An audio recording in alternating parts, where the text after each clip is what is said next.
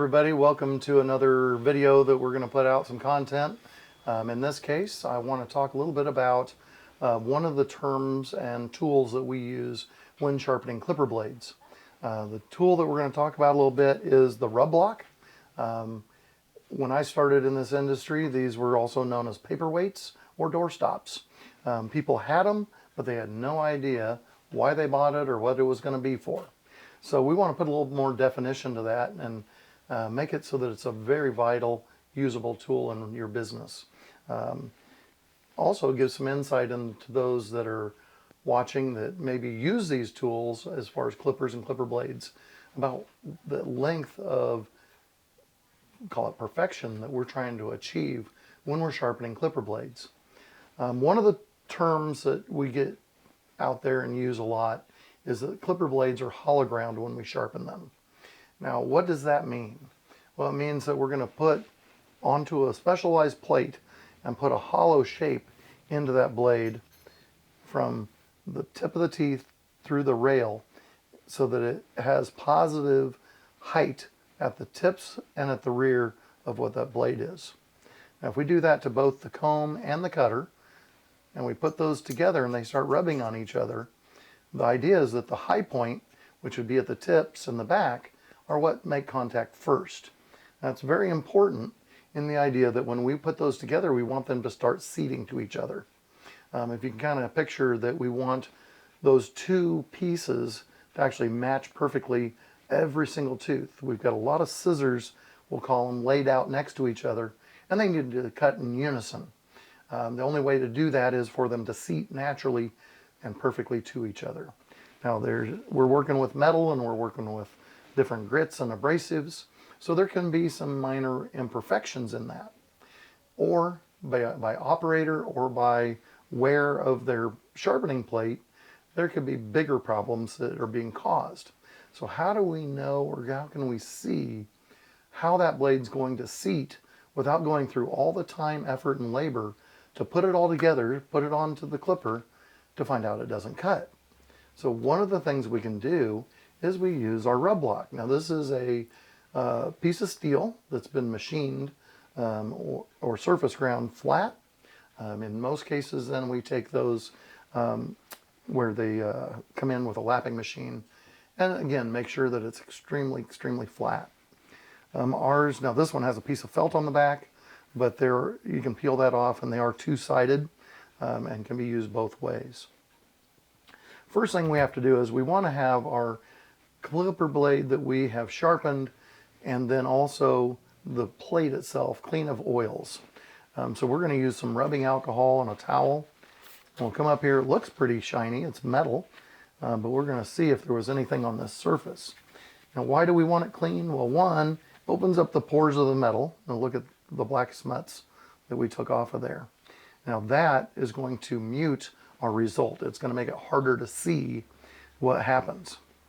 Now, by definition, what we're going to do is we are trying to take and simulate the seating process that happens when the comb and cutter work together. And so we're just going to do that very quickly. And what we want to see is a positive result to show up in a shine where the high points are. This is going to be difficult to see in the video, but we're going to flash it around the light and see. And so one of the things we do is, and again, if we look, I don't know how focused this is, but when we look at a clipper blade that we've sharpened, there are abrasive scratches along the teeth. They run in parallel with the teeth, and that's from the wheel that it's sharpened on, creates all those scratches. So when we go to seat this on here, or simulate the seating process, we're going to polish away some of the scratch. And that's how we identify if each tooth is touching or if there's a gap. In other words, if we come across and then the last 4 or 5 teeth still have the scratches going through infinity along the edges and tips of the tooth, it didn't touch the plate, which means they were ground lower than the rest of the teeth, and those aren't going to cut. So that's kind of the goal of what we're going to do.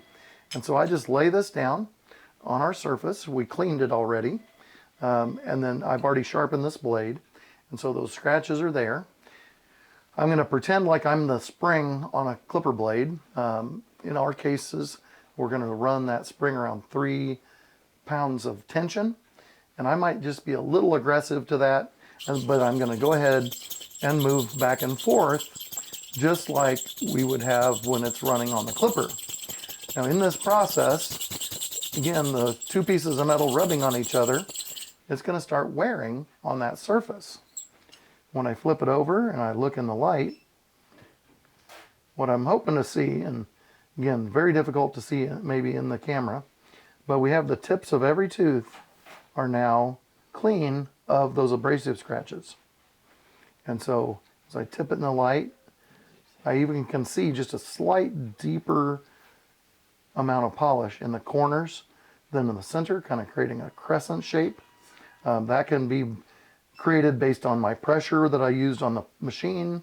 There's some physics principles into how that works, along with just the overall pressure that I push down, and along with position even of the center line of our plate.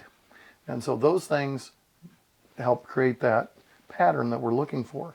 The key to this, it doesn't have to be perfect, but it needs to be on the tip of every tooth. Same idea here. This is our cutter.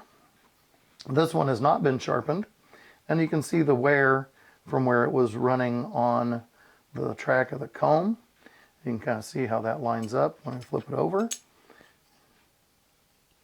And then in natural wear, what we want to notice is, just due to debris and different things like that, all our little scratch lines. One, this is very polished, very shiny all the way down the tooth.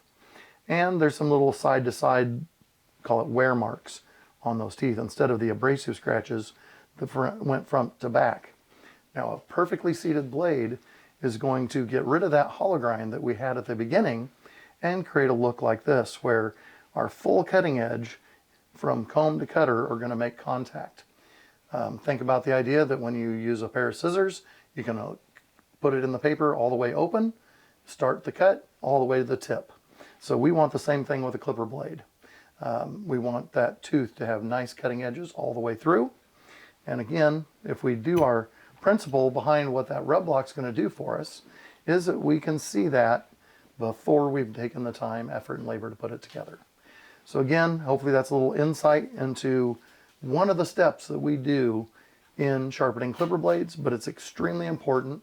We'll have other content which is going to get into the weeds a little bit more about the detail of what all the terms we use, how you identify a bad blade that you've sharpened or has been sharpened, what that looks like, and how we had it get created.